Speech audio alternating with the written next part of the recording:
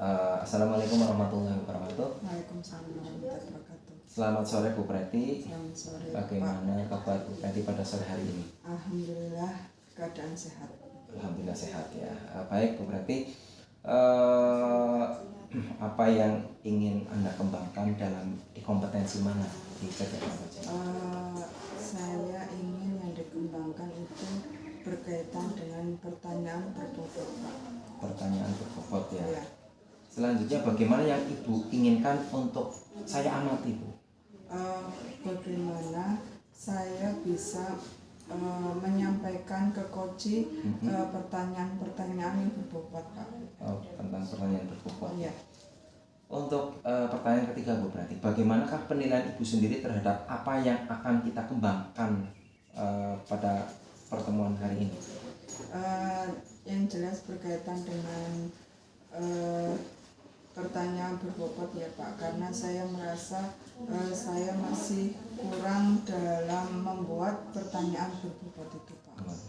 Berbobot, ya.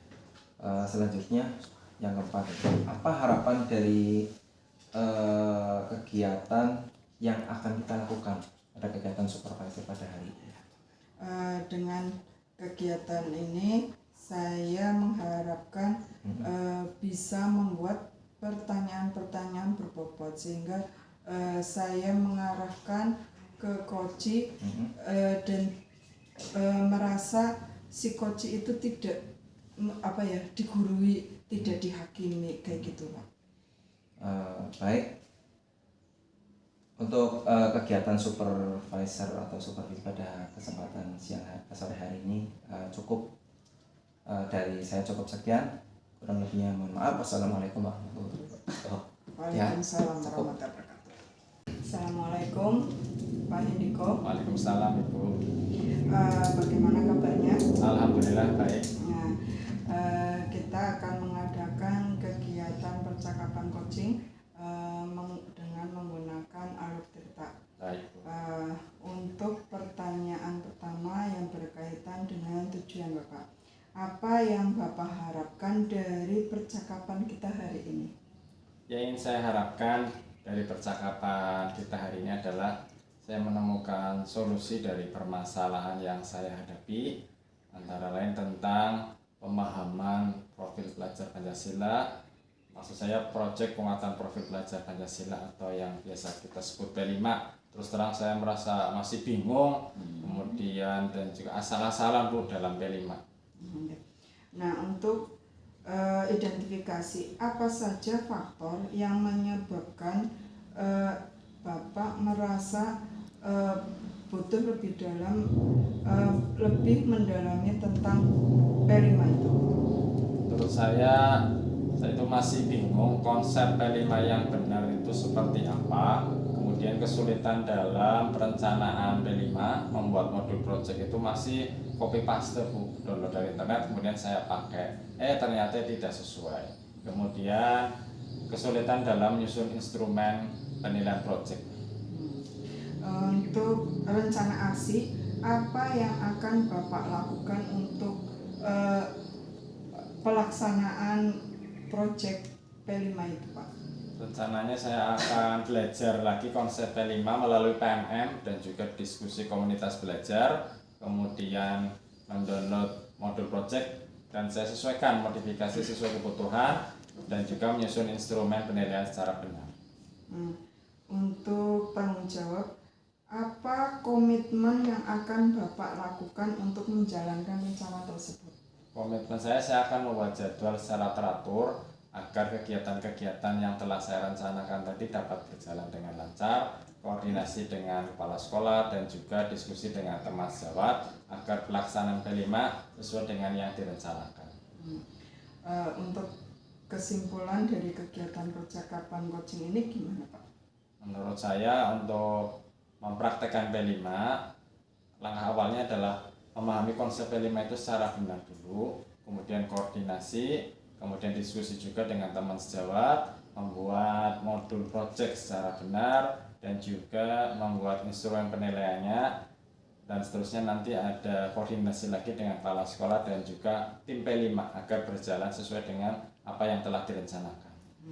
Mudah-mudahan rencana Bapak bisa dilaksanakan dan sesuai dengan target sehingga kemampuan Bapak dalam memahami P5 akan lebih dalam lagi. Terima Baik. kasih Bapak. Sama-sama Bu.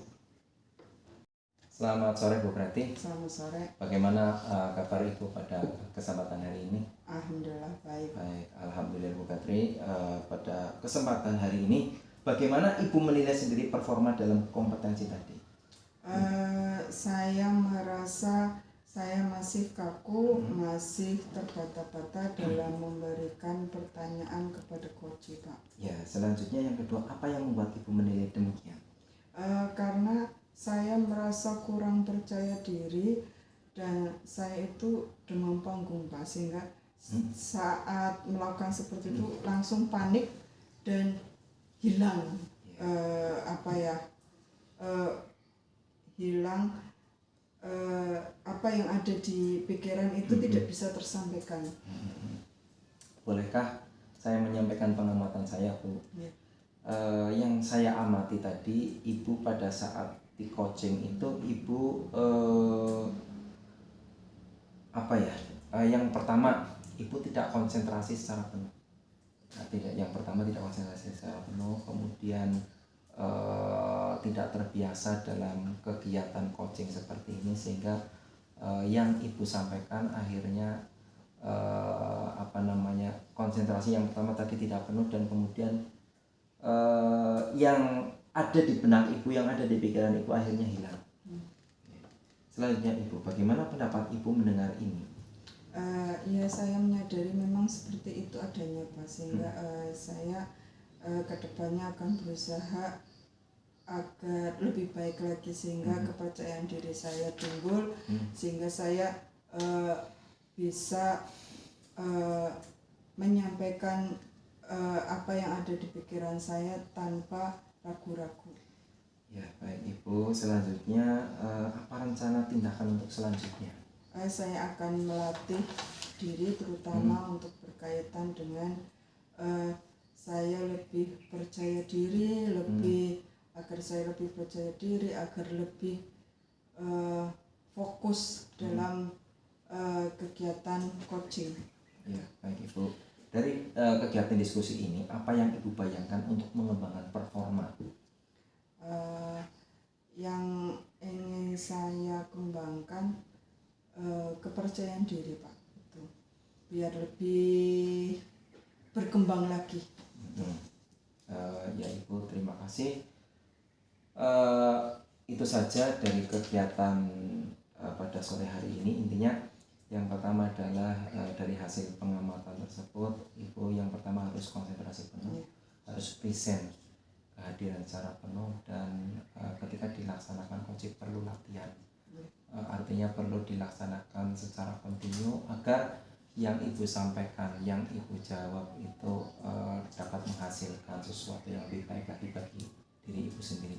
Dari saya cukup sekian saja, kurang lebihnya mohon maaf. Assalamualaikum warahmatullahi wabarakatuh. Waalaikumsalam warahmatullahi wabarakatuh.